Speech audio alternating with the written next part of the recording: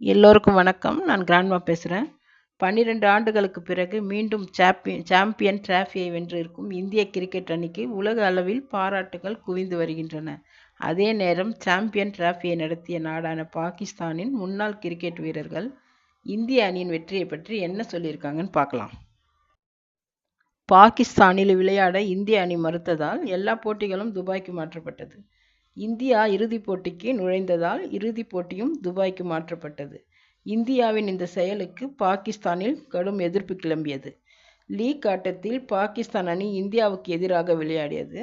அப்பொழுது பாகிஸ்தானின் முன்னாள் சுழல் பந்து வீச்சாளர் சக்லைன் முஸ்தாக் அவர்களுக்கு சரியான பாடம் கற்பிக்கப்பட வேண்டும் என்று நம்புகிறேன் என்று சொல்லியிருந்தார். அவர் அப்படி சொல்லி இருந்தாலும் அந்த ஆட்டத்திலும் இந்தியாவே வெற்றி பெற்றது. பாகிஸ்தானின் தோல்விக்கு பிறகு சக்லைன் முஸ்தாக் என்ன சொல்றாருன்னா, அரசியலை ஒதுக்கி வைத்துவிட்டு பார்க்கும்போது இந்திய வீரர்கள் திறமையானவர்கள்னு சொல்லியிருக்கிறார். தற்போது சாம்பியன் டிராஃபியை இந்தியா வெற்றி பெற்றதை அடுத்து இந்திய அணியிடமிருந்து எந்த பெருமையும் நான் தட்டி பறிக்க விரும்பவில்லை. அவர்கள் வெற்றிக்கு தகுதியானவர்கள்தான் என்று சக்லைன் முஸ்தாக் சொல்லியிருக்கிறார். பாகிஸ்தானின் முன்னாள் கேப்டன் இன்சமாம் என்ன சொல்றாருன்னா, சில விஷயங்கள் இந்தியாவிற்கு சாதகமாக இருந்தன என்பது உண்மைதான். ஆனால் அனைத்து அணிகளையும் தோற்கடிக்கும் வகையில் இந்திய அணி சிறப்பாக விளையாடியது பாராட்டத்தக்கது. ரோஹித் சிறப்பாக விளையாடியதுடன் அணியையும் சிறப்பாக வழிநடத்தினார் என்று சொல்லியிருக்கிறார் பாகிஸ்தானின் முன்னாள் கேப்டன் இன்சமாம் உல்-ஹக். அனைத்து போட்டிகளையும் துபாயில் ஒரே மைதானத்தில் விளையாடியது இந்திய அணிக்கு சாதகமாக அமைந்தது என்ற பேச்சு பரவலாக பேசப்பட்டது.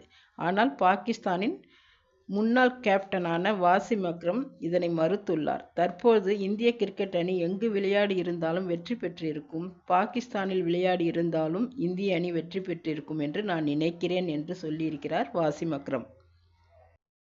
பாகிஸ்தான் அணியின் மற்றொரு முன்னாள் கேப்டனான வக்கா யூனிஸ் என்ன சொல்லியிருக்காருன்னா, குல்தீப் யாதவ் அற்புதங்களை செய்திருக்கிறார். பாகிஸ்தான் கிரிக்கெட் வாரியத்தின் முன்னாள் தலைவரும் கிரிக்கெட் வர்ணனையாளருமான ரமீஸ் ராஜா பேசும்போது, இந்தியா ஒரே மைதானத்தில் விளையாடுவதால் சாதகமான சூழல் கிடைத்தது என்று சொன்னாலும் எந்த போட்டியிலும் தோற்காமல் சாம்பியன் பட்டத்தை பெற்றுள்ளது. குல்தீப் யாதவ் அற்புதங்களை செய்துள்ளார்.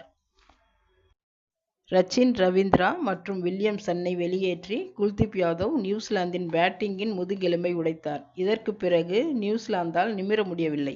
ரோஹித் சர்மா குல்தீப்பை நன்றாக பயன்படுத்தினார் என்று ரமீஸ் ராஜா இந்திய அணிக்கு பாராட்டுகளை தெரிவித்துள்ளார்.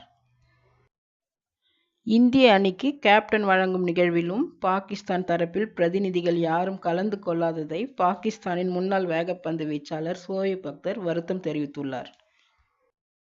இது தொடர்பாக அவர் பேசும்போது, இந்தியா சாம்பியன் டிராஃபியை வென்றது. ஆனால் விசித்திரமான ஒரு சம்பவம் நடந்திருக்கிறது.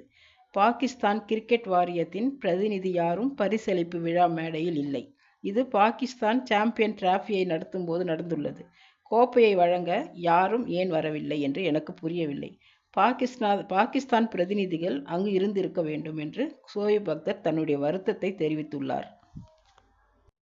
ஷோயப் அக்தர் சொல்வதிலும் நியாயம் இருக்கிறது. பாகிஸ்தான் நடத்தும் போட்டி என்பதால் பாகிஸ்தான் கிரிக்கெட் வாரியத்தின் பிரதிநிதிகள் அங்கு இருந்திருக்கணும். அவங்க ஏன் வரலன்னு தெரியல. ஒருவேளை இந்தியா சாம்பியன் டிராஃபியை வாங்குறதுனால அவங்க வரலையா? ஒருவேளை நியூசிலாந்தோ இல்லது வேற நாடோ வாங்கியிருந்தால் வந்திருப்பாங்களோ என்னமோ தெரியல. பிடிச்சிருந்தா லைக் பண்ணுங்கள், ஷேர் பண்ணுங்கள், உங்கள் கருத்தை பதிவு பண்ணுங்கள். மறக்காமல் சப்ஸ்கிரைப் பண்ணுங்கள். நன்றி, வணக்கம்.